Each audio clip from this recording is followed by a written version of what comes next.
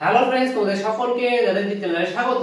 আজকে class 12 third semester political সায়েন্সের ঠান্ডা যুদ্ধ সম্পর্কে আলোচনা করব। দেখো, আগে দুটি পার্ট আলোচনা করা হয়ে গেছে ঠান্ডা যুদ্ধের। আজকে তৃতীয় পার্ট বা লাস্ট পার্ট বলতে পারবো। আজকে কিন্তু ঠান্ডা যুদ্ধ শেষ হয়ে যাবে আজকের ক্লাসে। আর আজকের ক্লাসটি খুবই গুরুত্বপূর্ণ। এই ক্লাস থেকে কিন্তু তোমরা পরীক্ষায় প্রশ্ন পাবেই পাবে, 100% আজকের ক্লাস থেকে প্রশ্ন থাকবে। তো মন দিয়ে ক্লাসটি কিন্তু পড়বে। দেখো দেখো ফার্স্ট হচ্ছে কঙ্গো সমস্যা। এই কঙ্গো হচ্ছে একটা আফ্রিকার একটি দেশের নাম। তাহলে সেই কঙ্গোতে কি হয়, ধরো এই দেশ কঙ্গো। আচ্ছা, আগে বলে নিই ঠান্ডা যুদ্ধটা কি। ঠান্ডা যুদ্ধটা কি তোমরা জানো যে মার্কিন যুক্তরাষ্ট্র, যেটা ছিল পুঁজিবাদী দেশ, আর একদিকে সোভিয়েত ইউনিয়ন অর্থাৎ ইউএসআর ছিল একটা সমাজতান্ত্রিক দেশ। তাহলে বিশ্বের মধ্যে কার মতাদর্শ কতটা প্রসারিত হতে পারে, দুটি দেশ কিন্তু চেষ্টা চালিয়ে যাচ্ছিল। আমেরিকা পুঁজিবাদী মতাদর্শ প্রচার করছিল, আর সোভিয়েত ইউনিয়ন সমাজতান্ত্রিক মতাদর্শ প্রচার করছিল। ঠিক আছে, সেটা প্রসার ঘটানোর চেষ্টা করছিল। তাহলে এই যে দ্বন্দ্ব চলছিল দুটি দেশের মধ্যে, সেটাই হচ্ছে ঠান্ডা যুদ্ধ। তাহলে এই কঙ্গোতে কি হয়, আফ্রিকার একটি দেশ কঙ্গো, এখানের মধ্যে জাতি গোষ্ঠীর মধ্যে দ্বন্দ্ব শুরু হয়ে যায়, অর্থাৎ সেখানের মধ্যে গৃহযুদ্ধ শুরু হয়ে যায়। কঙ্গোতে যে জাতি গোষ্ঠী ছিল, সেই কঙ্গের মধ্যে জাতি গোষ্ঠীর মধ্যেই বিরোধ দেখা দেয়। যে কিছু জাতি গোষ্ঠী আছে যারা চায় যে সমাজতান্ত্রিক মতাদর্শই ভালো, আর কিছু জাতি গোষ্ঠী আছে যারা বলে যে পুঁজিবাদী মতাদর্শই বেটার। তাহলে সমাজতান্ত্রিক মতাদর্শ যে বেটার, যারা যেই জাতি গোষ্ঠীরা এটা বলে, তাদেরকে সোভিয়েত ইউনিয়ন অর্থাৎ ইউএসএসআর আর্থিক দিক থেকে সামরিক দিক থেকে সহায়তা করতো, যাতে এই জাতি গোষ্ঠীরা কি করতে পারে, যে কঙ্গো দেশটাকে একটা সমাজতান্ত্রিক দেশে রূপান্তরিত করতে পারে। আর যেদিকে আরো কিছু জাতি গোষ্ঠী ছিল যারা মনে করে যে পুঁজিবাদী সমর্থক, তাহলে সেখানে কিন্তু ইউএসএ অর্থাৎ আমেরিকা সেই পুঁজিবাদী মতাদর্শে বিশ্বাসী জাতি গোষ্ঠীকে আর্থিক দিক থেকে সামরিক দিক থেকে সহায়তা করত। তাহলে সেই জাতি গোষ্ঠীরা চাইতো যে কঙ্গোকে একটা পুঁজিবাদী দেশে রূপান্তরিত করতে। তাহলে এই একটা দেশের মধ্যেই কিছু গোষ্ঠী চায় যে সমাজতান্ত্রিক মতাদর্শের দেশ বানাতে, আর কিছু গোষ্ঠী চায় যারা পুঁজিবাদী মতাদর্শের সমর্থক দেশ বানাতে। তাহলে এই যে দুটি গোষ্ঠীর মধ্যে অর্থাৎ জাতি গোষ্ঠীর মধ্যে যে বিরোধ দেখা দেয়, সেখানের মধ্যে যে গৃহযুদ্ধ শুরু হয়ে যায়, গৃহযুদ্ধ অর্থাৎ সিভিল ওয়ার। ঠিক আছে, একটা দেশের মধ্যেই লোকেরা নিজেরা লড়তে থাকে, নিজেদের মধ্যে বিরোধ দেখা দেয়, সেটাই হচ্ছে এর মধ্যে কঙ্গো সমস্যা। অর্থাৎ কঙ্গো দেশের মধ্যে আমেরিকা আর ইউএসআর এই দুটি দেশ জাতি গোষ্ঠীকে আর্থিক দিক থেকে সামরিক দিক থেকে সহায়তা করছে, যাতে তারা কি করতে পারে, যে তারা তাদের যে মতাদর্শ, সেই মতাদর্শের সরকার প্রতিষ্ঠা করতে পারে। এটা বোঝা গেল। আর এর মধ্যে ডেটটা ইম্পর্টেন্ট, যে কঙ্গো সমস্যা কত সালে দেখা দেয়, 1960 সালে। তাহলে এখান থেকে একটা কোশ্চেন ইম্পর্টেন্ট, যে কঙ্গো সমস্যা কত সালে দেখা দেয়, 1960। Very very important. এই সালটা তো মনে রাখতে হবেই। এগুলি তুমি মনে রাখো চাই না রাখো, এই সালটা মনে রাখতেই হবে। তারপরে দেখো যে কিউবার ক্ষেপণাস্ত্র সংকট। এই কিউবার ক্ষেপণাস্ত্র সংকট কি, এটা বোঝানোর আগে তোমরা জেনে রাখো যে কিউবা কি। কিউবা হচ্ছে একটা দেশ। আমি দেশটা ম্যাপের মধ্যে দেখানোর চেষ্টা করছি।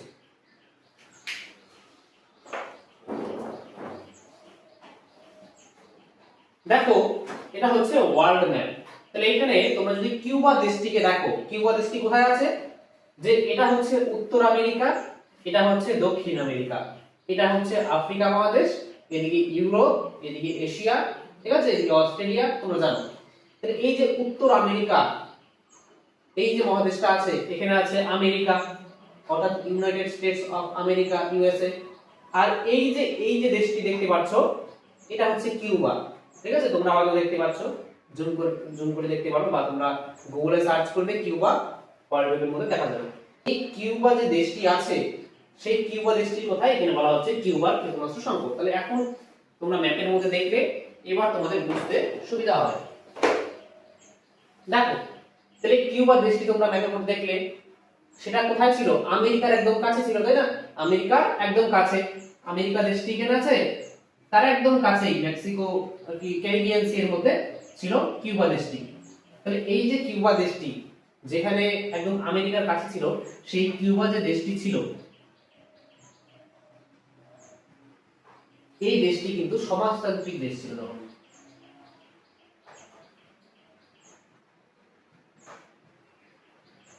সমাজতান্ত্রিক দেশ ছিল। আর তখন সেই সমাজতান্ত্রিক দেশের লিডারের নাম ছিল ফিদেল কাস্ত্রো। ঠিক আছে, ফিদেল কাস্ত্রো আর কি কিউবাতে 1959 সালে এখানে ফিদেল কাস্ত্রো, ফিদেল কাস্ত্রো অর্থাৎ ফিদেল কাস্ত্রোর নেতৃত্বে কিন্তু 1959 সালে এই কিউবাতে সমাজতান্ত্রিক রাষ্ট্র প্রতিষ্ঠিত হয়। তাহলে যেহেতু এটা সমাজতান্ত্রিক রাষ্ট্র, তাহলে সেটা কোন দেশের বন্ধু হবে? আমেরিকা নাকি সোভিয়েত ইউনিয়নের? নিশ্চয়ই সমাজতান্ত্রিক দেশ, তার জন্য সেটা সোভিয়েত ইউনিয়নের বন্ধু হবে। এর জন্যই এখানের মধ্যে কি হয় যে আমেরিকা তো পাশেই আছে, তাহলে আমেরিকার তো একটা ভয় থাকেই। আর কি আমেরিকা তো চাই যে নিজের পার্শ্ববর্তী দেশগুলি পুঁজিবাদী দেশ হোক, কিন্তু আমেরিকার পাশেই বসে আছে একটা সমাজতান্ত্রিক দেশ, তাহলে আমেরিকা সেটা চায় না। আমেরিকা কি করছিল যে আমেরিকা এই কিউবার সরকারকে পরিবর্তন করতে চেয়েছিল, যে কিউবাকে একটা পুঁজিবাদী রাষ্ট্রে পরিণত করা যায়। তাহলে সোভিয়েত ইউনিয়ন তো তখন আতঙ্কিত হবেই, তাই না? যে সোভিয়েত ইউনিয়ন তো চায় যে সমাজতান্ত্রিক মতাদর্শ প্রসারিত হোক, আর যেহেতু এটা সমাজতান্ত্রিক রাষ্ট্র হয়েই আছে আগে থেকে, তাহলে সোভিয়েত ইউনিয়ন কখনোই চাবে না যে এই সমাজতান্ত্রিক রাষ্ট্র থেকে এটা পুঁজিবাদী রাষ্ট্রে পরিণত হোক। তার জন্য আমেরিকা যদি এখানের মধ্যে পুঁজিবাদী রাষ্ট্রে পরিণত করতে চাচ্ছিল কিউবাকে, তার জন্য সোভিয়েত ইউনিয়ন কি করে? সোভিয়েত ইউনিয়ন এদিকে ছিল এশিয়াতে।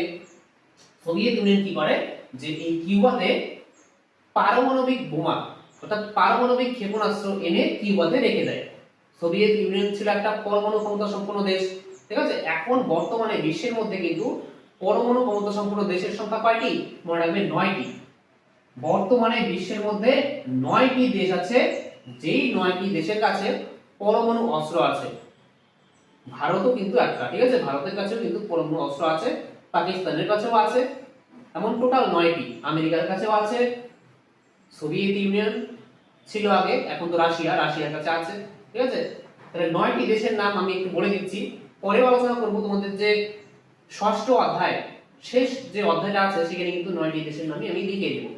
তাহলে আবার বলে দিচ্ছি তাও এখন যে P5 কান্ট্রি, P5 কান্ট্রি অর্থাৎ পঞ্চপ্রধান যে দেশগুলি আছে তাদের কাছে আছে পরমাণু অস্ত্র। সেই পঞ্চপ্রধান দেশ বা P5 কান্ট্রি কোন কোন দেশ? আমেরিকা, রাশিয়া, ফ্রান্স, ব্রিটেন আর চীন। এই 5টি দেশ হয়ে গেল 9টির মধ্যে। আর 4টি দেশ কি কি? ভারত, পাকিস্তান, ইসরায়েল আর উত্তর কোরিয়া। এই 4টি, আর এখানে পঞ্চমটা 5টি। এই 4 আর 5 9টি দেশের কাছে বর্তমানে দেশের মধ্যে কিন্তু পরমাণু অস্ত্র আছে, আর অন্য দেশের কাছে নেই।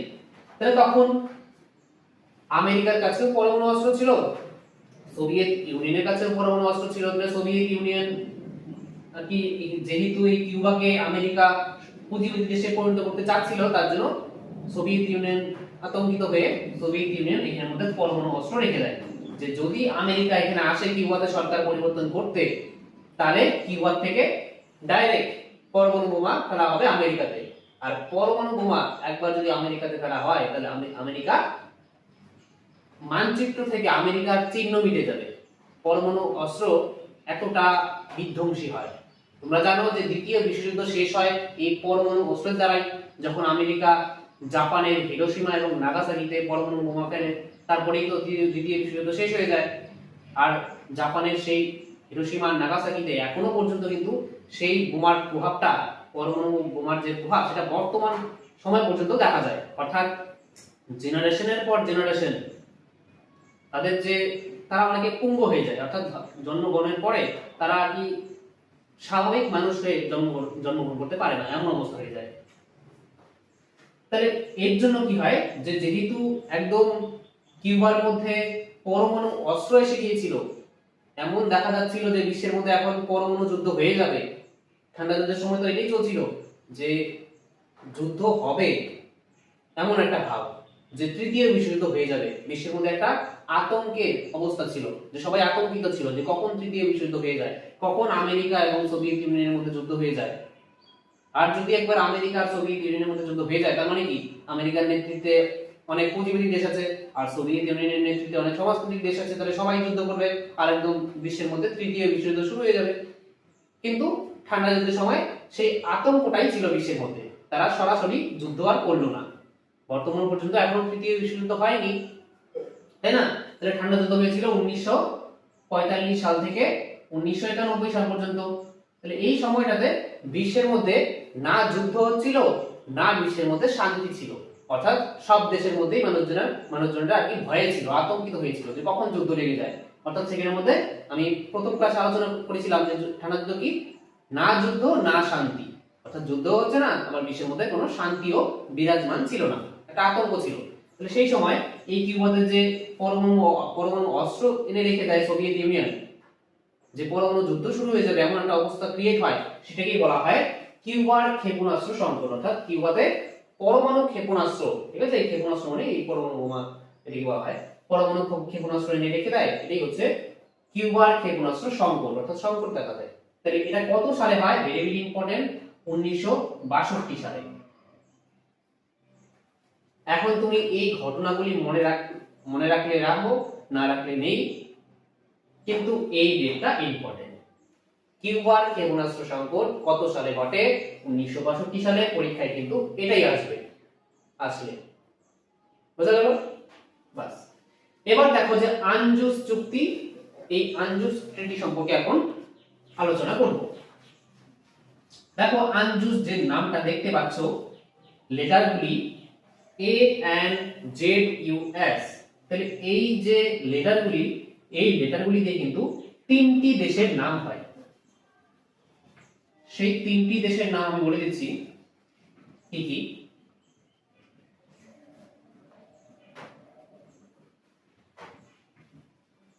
দেখো তিনটি দেশের নাম কি কি, দেখো এ দিয়ে হয় হচ্ছে অস্ট্রেলিয়া, অস্ট্রেলিয়া। আর এখানে এনজেড, এনজেড দিয়ে হয় হচ্ছে নিউজিল্যান্ড, এখানে নিউজিল্যান্ড। আর এখানে যে ইউএস আছে, অর্থাৎ এখানে ইউনাইটেড স্টেটস অফ আমেরিকা, অর্থাৎ এখানে আমেরিকার কথা বলা হচ্ছে বা মার্কিন যুক্তরাষ্ট্রের কথা বলা হচ্ছে, আমেরিকা। তাহলে এই তিনটা দেশ মিলে কিন্তু এই চুক্তিটা গঠন করে, এই চুক্তি করে। আর এই চুক্তিটা কেন করা হয়, আর তার আগে বলে নিই যে এই চুক্তি কত সালে গঠন করা হয়, মনে রাখবে 1951 সালের 1 সেপ্টেম্বর।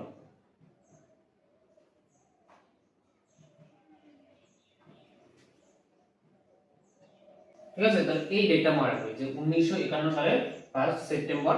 এখানে 1 সেপ্টেম্বর না মনে রাখলেও হবে, এতটা আসে না, 1951 সাল মনে রাখলেও হবে।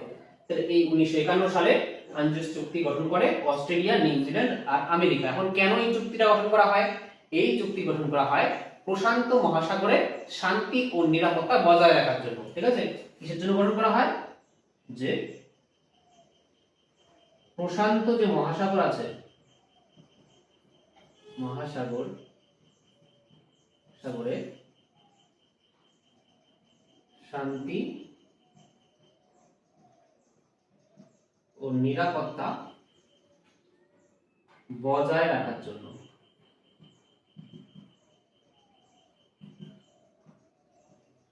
এই কারণে কিন্তু এই আনজুস চুক্তি গঠন করা হয়। আর এর দ্বারা কি করা হবে, যে প্রশান্ত মহাসাগরে যে চীনের প্রভাব সেটা যাতে বৃদ্ধি হতে না পারে, তার জন্য কিন্তু এটা করা হয়। এবার দেখব সিয়াটো।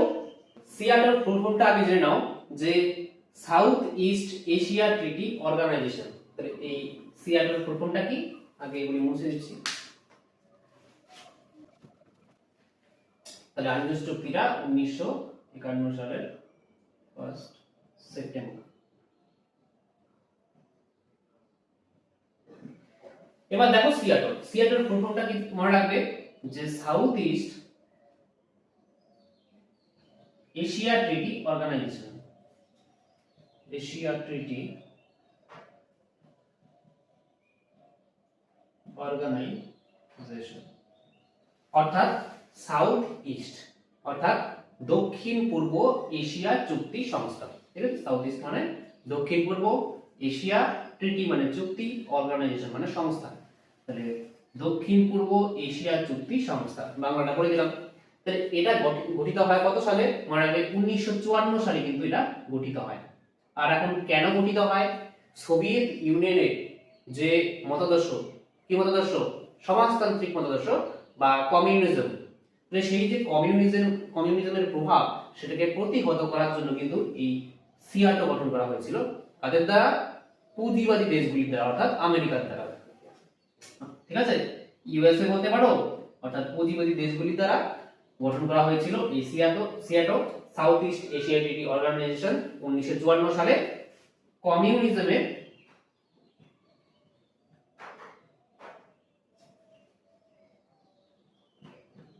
কমিউনিজমের প্রভাবকে প্রতিহত করার জন্য।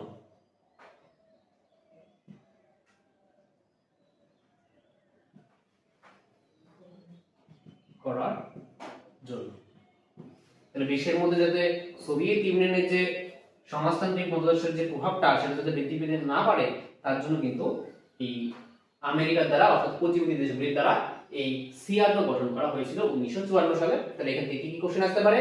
যে সিয়াটোর ফুল ফর্মটা মনে রাখবে আগে, চারটি অপশনে কিন্তু দিয়ে রাখতে পারে যে সিয়াটোর কোন রূপটি হলো।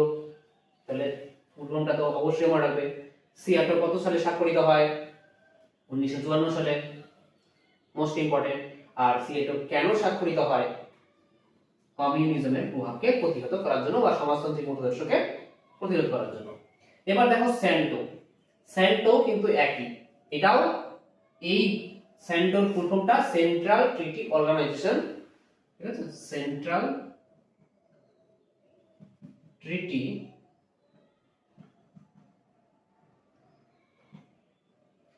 অর্গানাইজেশন। এই সেন্ট্রাল ট্রিটি অর্গানাইজেশন কেন গঠন করা হয়েছিল? এটাও সেম কমিউনিজমের প্রভাবকে প্রতিহত করার জন্য। কাদের দ্বারা গঠন করা হয়েছিল? ইউএসএ, অর্থাৎ পুঁজিবাদী দেশগুলির দ্বারা। আর কত সালে গঠন করা হয়েছিল? 1955 সালে। তাহলে সিয়াটো 1954 সালে গঠন করা হয়, আর সেন্টো গঠন করা হয় 1955 সালে। 54 এটা 55, এটা সিয়াটো, এটা CENTO. সিয়াটো south east Asia treaty organization, CENTO central treaty organization. এবার দেখো ওয়ার্স চুক্তি, এটা কিন্তু very very important, star mark. তোমাদের পরীক্ষায় 2027 এ এটা আসার চান্স বলতে পারো 100% বা 99%, এটা কিন্তু আসবেই, বলে দিচ্ছি আগে থেকে। দেখো ওয়ার্স চুক্তি এটা কিন্তু গঠন করে কে? মনে রাখবে, এই ওয়ার্স চুক্তি গঠন করে সোভিয়েত ইউনিয়ন,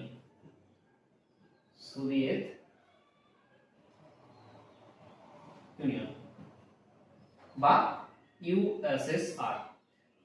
তাহলে সোভিয়েত ইউনিয়ন বা ইউএসএসআর এর দ্বারা গঠন করা হয়েছিল এই ওয়ার্স চুক্তি।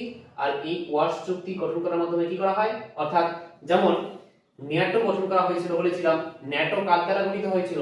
পুঁজিবাদী দেশগুলির দ্বারা, অর্থাৎ আমেরিকার দ্বারা ন্যাটো সংগঠনটি গঠন করা হয়েছিল। ন্যাটোর ফুল ফর্মটা কি? ন্যাটোর ফুল ফর্মটা তোমরা জানো যে নর্থ আটলান্টিক ট্রিটি অর্গানাইজেশন, তাই তো? আটলান্টিক মহাসাগরের উত্তরে অবস্থিত দেশগুলিকে নিয়ে এই সংগঠনটা গঠন করা হয়েছিল, নর্থ আটলান্টিক ট্রিটি অর্গানাইজেশন। আর সেটা কত সালে গঠন করা হয়েছিল? 1949 সালে 4 এপ্রিল। ঠিক আছে, তোমরা জানো। আবার বলে দিচ্ছি একটা রিভিশন হিসেবে। তাহলে 1949 সালের 4 এপ্রিল ন্যাটো গঠন করা হয়েছিল। এটা একটা সামরিক জোট ছিল। কাদের বিরুদ্ধে গঠন করা হয়েছিল? সমাজতান্ত্রিক দেশের বিরুদ্ধে পুঁজিবাদী দেশেরা মিলে এটা গঠন করেছিল।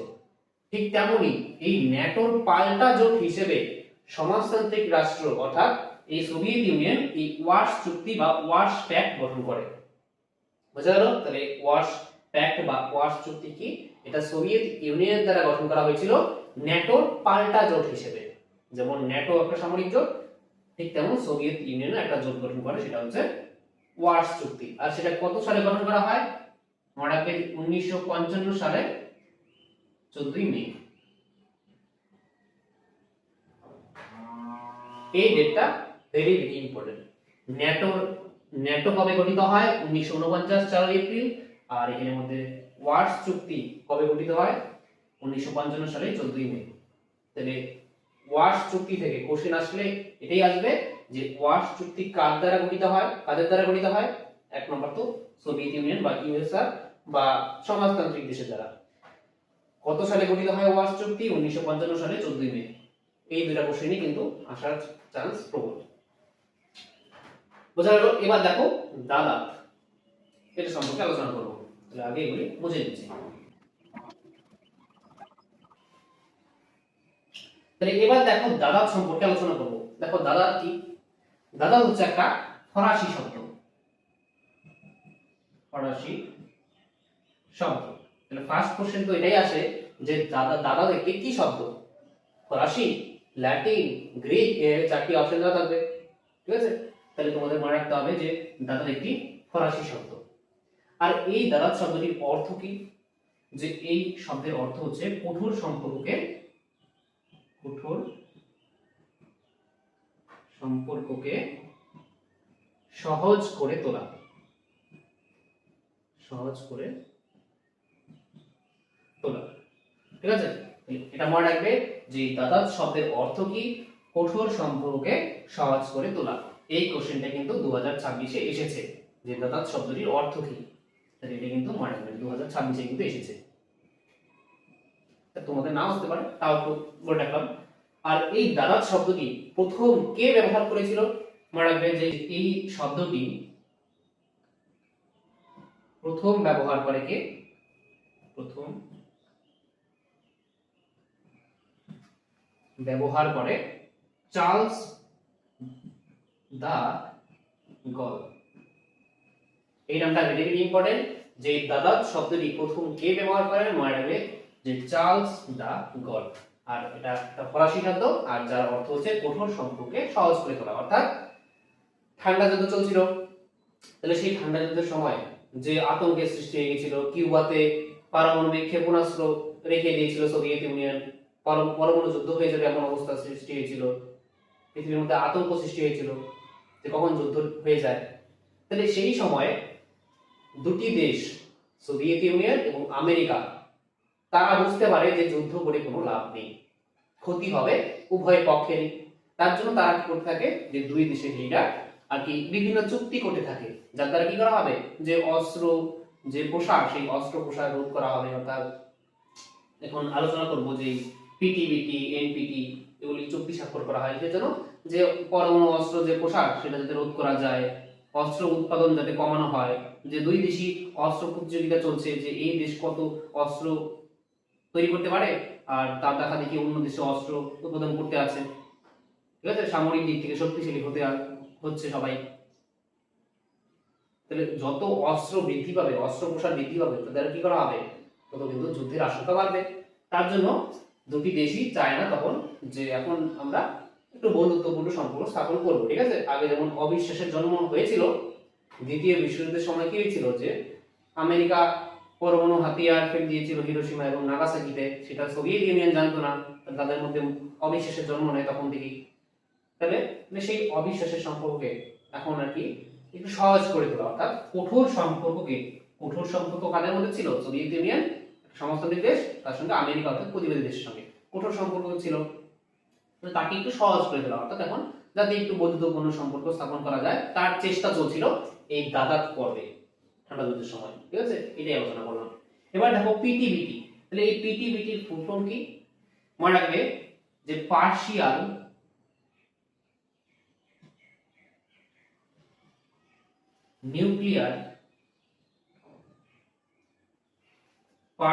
Nuclear test ban treaty, test ban treaty. ঠিক আছে? আংশিক পারমাণবিক অস্ত্র পরীক্ষা নিষিদ্ধকরণ চুক্তি। এটার বাংলাটা বলে দিলাম যে আংশিক পারমাণবিক অস্ত্র পরীক্ষা নিষিদ্ধকরণ চুক্তি। অর্থাৎ এই চুক্তি কত সালে স্বাক্ষরিত হয়? মনে রাখবে যে এই চুক্তি 1963 সালে কিন্তু স্বাক্ষরিত হয়। Very very important. এক নাম্বার যে এই পিটিবিটির ফুল ফর্মটা কি এটা মনে রাখবে। দ্বিতীয়ত এই পিটিবিটি এই চুক্তি কত সালে স্বাক্ষরিত হয়? 1963 সালে। ডেট মনে রাখতে হবে না। এটা কাদের মধ্যে কি স্বাক্ষরিত হয়? তখন ইউএসএ, ঠিক আছে, তারপরে ইউএসএসআর, তারপরে ইউকে, এই দেশগুলির মধ্যে স্বাক্ষরিত হয়। এই দেশগুলির নাম পরীক্ষায় আসবে না। তাহলে সেই স্বাক্ষরিত করা হয় কিসের জন্য? আর কি এই চুক্তির মধ্যে কি বলা হয়, যে এই চুক্তি স্বাক্ষরের মাধ্যমে কি করা হবে, যে এই চুক্তিতে বলা হয় যে যেই সমস্ত দেশ এই চুক্তিতে পিটিবিটিতে স্বাক্ষর করবে সেই সমস্ত দেশ তিনটি জায়গায় পারমাণবিক অস্ত্র পরীক্ষা করতে পারবে না, অর্থাৎ সেখানে নিষিদ্ধ থাকবে পারমাণবিক অস্ত্র পরীক্ষা। কোন তিনটি জায়গায় বলে দিচ্ছি, ঠিক আছে, এখানে লিখছি তিনটি জায়গায় আর কি পরমাণু অস্ত্র পরীক্ষা করা যাবে না। এক নাম্বার হচ্ছে বায়ুমণ্ডল, একটা হচ্ছে মহাকাশে, আর 3 নম্বর হচ্ছে জলের নিচে। ঠিক আছে, অর্থাৎ নিচে। তাহলে এই তিনটি জায়গায় কোনো মতেই পরমাণু অস্ত্র পরীক্ষা করা যাবে না। তাহলে ভারতও কিন্তু এটাতে এই চুক্তিতে স্বাক্ষর করে, মনে রাখবে। তাহলে পিটিবিটি যে আছে, partial nuclear test ban treaty, এটাতে কিন্তু ভারত স্বাক্ষর করে। ঠিক আছে, তাহলে এখন বলবে ভারত যেহেতু এই পিটিবিটি অর্থাৎ পার্শিয়াল নিউক্লিয়ার টেস্ট ব্যান ট্রিটিতে স্বাক্ষর করে, তাহলে ভারত বায়ুমণ্ডলে পারমাণবিক অস্ত্র পরীক্ষা করতে পারবে না, মহাকাশেও পারবে না, জলের নিচেও পারবে না। কিন্তু ভারত তো একটা পরমাণু ক্ষমতা সম্পন্ন দেশ। তাহলে ভারত কোথায় টেস্ট করেছিল? মনে রাখবে, ভারত কিন্তু মাটির নিচে। ভারত না বায়ুমণ্ডলে, না মহাকাশে, না জলের নিচে, ভারত মাটির নিচে কি করেছিল, যে পরমাণু অস্ত্র পরীক্ষা করেছিল। সেটা কত সালে তোমরা জানো? পোখরান 1 আর পোখরান 2। ভারত কিন্তু এই দুইবার পরমাণু অস্ত্র পরীক্ষা করেছিল। পোখরান 1 আর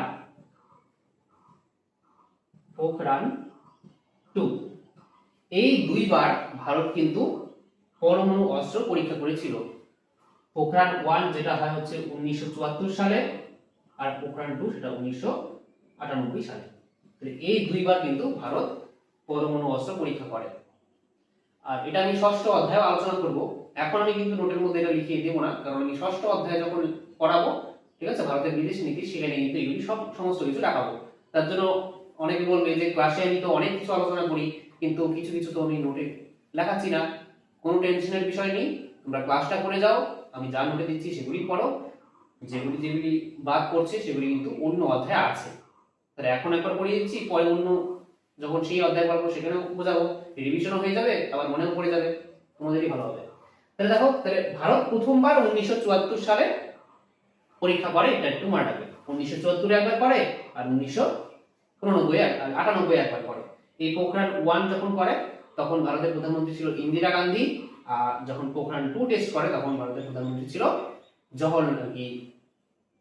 অটল বিহারী বাজপেয়ী। ঠিক আছে, ইন্দিরা গান্ধী আর এখানে অটল বিহারী বাজপেয়ী ছিল। আর এই পোখরান 1 এর যে কোড নেম ছিল সেটা হচ্ছে স্মাইলিং বুদ্ধা, আর পোখরান 2 এর ছিল অপারেশন শক্তি। এখন বলে দিলাম, পরে কিন্তু লেখাবো ষষ্ঠ অধ্যায়ে, তো চিন্তা করবে না।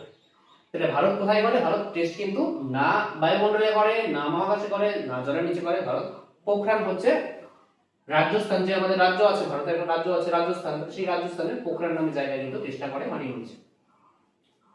এবার দেখো যে এনপিটি, তাহলে এনপিটিও কিন্তু একটা চুক্তি, সেটাও কিন্তু এটার প্রথমটা আগে লিখে দিচ্ছি। ঠিক আছে, এনপিটি।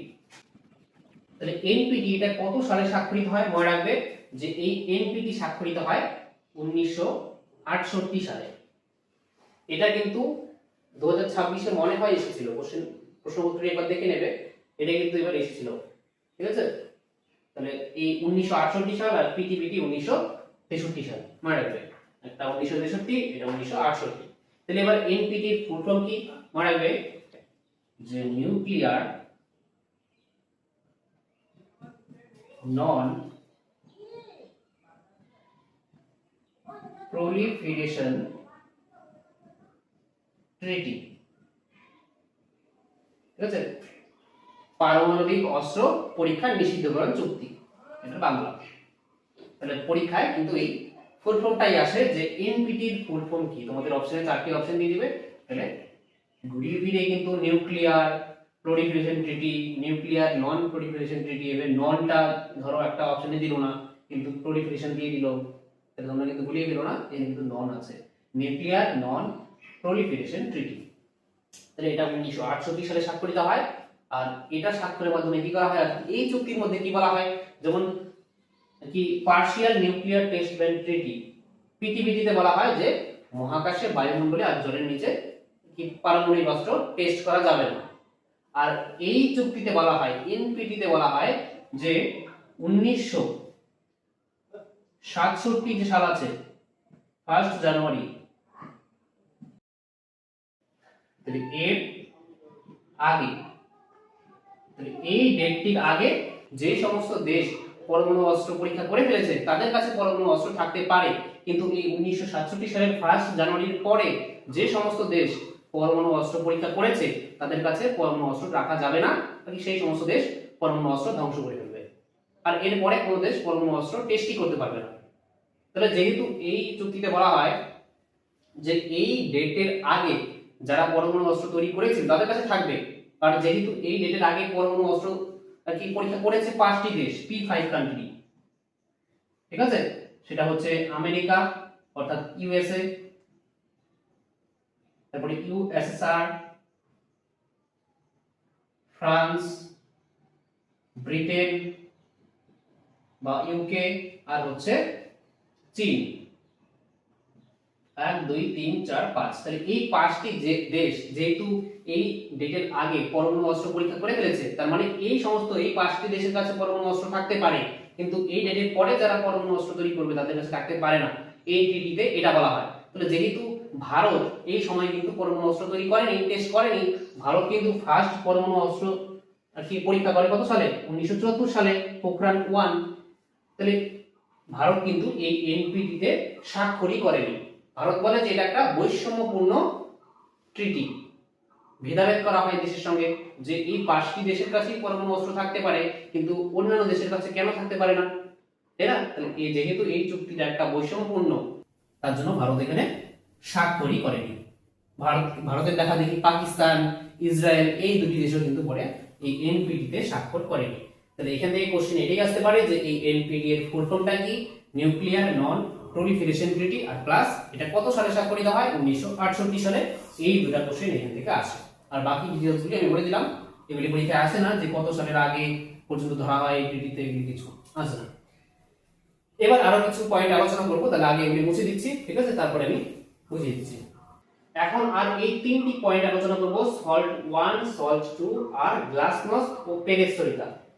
এই 3টি কিন্তু ভেরি ভেরি ইম্পর্টেন্ট, আর এটা কিন্তু 2026-এ এসেছিল। এবার পরীক্ষায় কিন্তু 2026-এ এই প্রশ্নটা এসেছিল যে গ্লাসনস্ট ও পেরেস্ট্রোইকা এই নীতির প্রবর্তককে, এটা এসেছিল, ঠিক আছে। আচ্ছা, এই যে সল্ট 1, এই সল্ট 1 আমি বলে রাখি যে সল্টের ফুল ফর্মটা কি, যে স্ট্র্যাটেজিক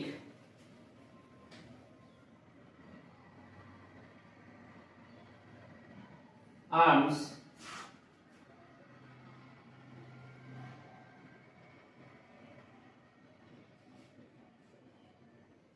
লিমিটেশন টক্স। স্ট্র্যাটেজিক আর্মস লিমিটেশন টক্স হচ্ছে এই সল্টের ফুল ফর্ম। সল্ট 2 খালি এখানে স্ট্র্যাটেজিক আর্মস লিমিটেশন টক্স 1 আর একটা স্ট্র্যাটেজিক আর্মস লিমিটেশন টক্স 2, ঠিক আছে, এই দ্বিতীয়টা। এইটা স্বাক্ষরিত হয়, অর্থাৎ সল্ট 1 স্বাক্ষরিত হয় 1972 সালে আর সল্ট 2 স্বাক্ষরিত হয় 1979 সালে। এই দুটি ডেট অর্থাৎ এই দুটি সাল কিন্তু মোস্ট ইম্পর্টেন্ট, যে সল্ট 1 কত সালে স্বাক্ষরিত হয়, 1972 সালে, আর সল্ট 2 কত সালে স্বাক্ষরিত হয়, 1979 সালে। এবার এই সল্ট 1 আর 2 কোন দুটি দেশের মধ্যে স্বাক্ষরিত হয়, মনে রাখবে এই দুটি, ঠিক আছে, এই সল্ট 1 আর এই সল্ট 2 এই দুটি কিন্তু ইউএসএ অর্থাৎ আমেরিকা এবং ইউএসএসআর অর্থাৎ সোভিয়েত ইউনিয়ন এই দুটি দেশের মধ্যে কিন্তু স্বাক্ষরিত হয়। আর কিসের জন্য স্বাক্ষরিত হয়, এই এই চুক্তি স্বাক্ষরের মাধ্যমে যে বিভিন্ন যে মিসাইল আছে সেগুলির প্রতিরোধ, মিসাইলের ব্যবহার প্রতিরোধের জন্য কিন্তু এই চুক্তিগুলি স্বাক্ষরিত হয়। তাহলে সেই মিসাইলের নামটা নিলে কিছু আসবে না, ঠিক আছে, অতটা ডিপলি পড়ে কোনো লাভ নেই, আমি শুধু বুঝিয়ে দিচ্ছি যেগুলি আসবে। সল্ট 1 এর সল্টের ফুল ফর্মটা আসবে, আর এর মধ্যে কোন সালে হয় এটা, আর কোন কোন দেশের মধ্যে এই দুটো চুক্তি স্বাক্ষরিত হয়। একটা হচ্ছে ইউএসএ অর্থাৎ আমেরিকা, আর একটা হচ্ছে সোভিয়েত ইউনিয়ন। এবার দেখো যে গ্লাসনোস্ট ও পেরেস্ট্রোইকা। দেখো গ্লাসনোস্ট কি আর পেরেস্ট্রোইকা কি। দেখো সোভিয়েত ইউনিয়ন ছিল একটা সমাজতান্ত্রিক দেশ, আর সেই সমাজতান্ত্রিক দেশে অর্থাৎ সোভিয়েত ইউনিয়নের শেষ লিডারের নাম কি? মনে রাখবে মিখাইল গর্বাচেভ। মিখাইল গর্বাচেভ তিনি কিন্তু 1985 সালে শাসন আর কি ক্ষমতায় আসেন সোভিয়েত ইউনিয়নে। আর 1925 সালের পরেই 1991 সালে সোভিয়েত ইউনিয়নের পতন ঘটে যায়, তাই না? 5 বছর মাত্র থাকে পদে। আর মিখাইল গর্বাচেভ যখন শাসন করেন তখনই কিন্তু সোভিয়েত ইউনিয়নের পতন ঘটে, অর্থাৎ 1991 সালে যখন সোভিয়েত ইউনিয়ন 15টি দেশে টুকরো টুকরো হয়ে যায়, অর্থনৈতিক অবস্থা একদম খারাপ হয়ে যায়। তাহলে এবার গ্লাসনোস্ট আর পেরেস্ট্রোইকা এই দুটি হচ্ছে নীতি, ঠিক আছে? এই দুটি নীতি কে প্রণয়ন করেন? মনে রাখবে যে এই দুটি নীতি সোভিয়েত ইউনিয়নের লিডার মিখাইল গর্বাচেভ কিন্তু প্রণয়ন করেন বা ঘোষণা করেন এই দুটি নীতি। এখন এই যে গ্লাসনোস্ট আর পেরেস্ট্রোইকা এই দুটি হচ্ছে একটা রাশিয়ান শব্দ, ঠিক আছে? রাশিয়ান শব্দ দুটি। তাহলে এই গ্লাসনোস্ট কথার অর্থ পরীক্ষায় আসে, মনে রাখবে গ্লাসনোস্ট কথার অর্থ হচ্ছে মুক্ততা, ইংরেজিতে বললে ওপেননেস। তাহলে মিখাইল গর্বাচেভ যে ছিল তিনি আর কি ব্যক্তি স্বাধীনতায় বিশ্বাসী ছিল, যে আগে যখন সমাজতান্ত্রিক দেশ ছিল তখন কিন্তু অর্থাৎ ব্যক্তি মানুষের বলতে পারো অতটা স্বাধীনতা ছিল না, ব্যক্তি স্বাধীনতা ছিল না। সেখানে মধ্যে বলতে পারো যে লিডারের ক্ষমতা সব থেকে বেশি। সেই দেশের লিডার যা বলতো সমস্ত জনগণকে তাই মানতে হতো, যা আইন প্রণয়ন করতো সেই হিসেবে চলতে হতো। কিন্তু মিখাইল গর্বাচেভ চেয়েছিল যে না, প্রত্যেক মানুষের ব্যক্তি স্বাধীনতা থাকা দরকার, ঠিক আছে? তার জন্য কিন্তু এই গ্লাসনোস্ট নীতি প্রণয়ন করে। আর তাহলে এই নীতি প্রণয়নের মাধ্যমে কি করা হয়? যে ব্যক্তি স্বাধীনতা এবং গণমাধ্যমের স্বাধীনতা, ঠিক আছে, ব্যক্তি স্বাধীনতা এবং গণমাধ্যমের স্বাধীনতার উপর জোর দেওয়া হবে এই নীতির দ্বারা। যে এবার আমাদের দেশে মিখাইল গর্বাচেভ ঘোষণা করে যে গ্লাসনোস্ট নীতি ঘোষণা করলাম, আর যার দ্বারা এখন ব্যক্তি স্বাধীনতা থাকবে, ব্যক্তির মত প্রকাশের মতামত প্রকাশের স্বাধীনতা থাকবে। সরকার যদি কোনো ভুল নীতি প্রণয়ন করে সের বিরুদ্ধে সমালোচনা করারও অধিকার আছে। এমন না যে সরকারের বিরুদ্ধে কেউ যদি সমালোচনা করতে যায় তাহলে সেই ব্যক্তিকে সরকার উঠিয়ে নিয়ে চলে যাবে, জেলে পড়ে দেবে, এমন যদি না হয়। অর্থাৎ ব্যক্তি স্বাধীনতা থাকবে। আর গণমাধ্যমের স্বাধীনতা থাকবে, গণমাধ্যম অর্থাৎ যে নিউজ মিডিয়া চ্যানেলগুলি আছে তারা যাতে নিরপেক্ষভাবে নিউজ ছাপাতে পারে। আর এখানে পেরেস্ট্রোইকা এটাও একটা ফরাসি কি বলতে পারো রাশিয়ান শব্দ। আর এই কথার অর্থ হচ্ছে, পেরেস্ট্রোইকা কথার অর্থ হচ্ছে অর্থনৈতিক পুনর্গঠন।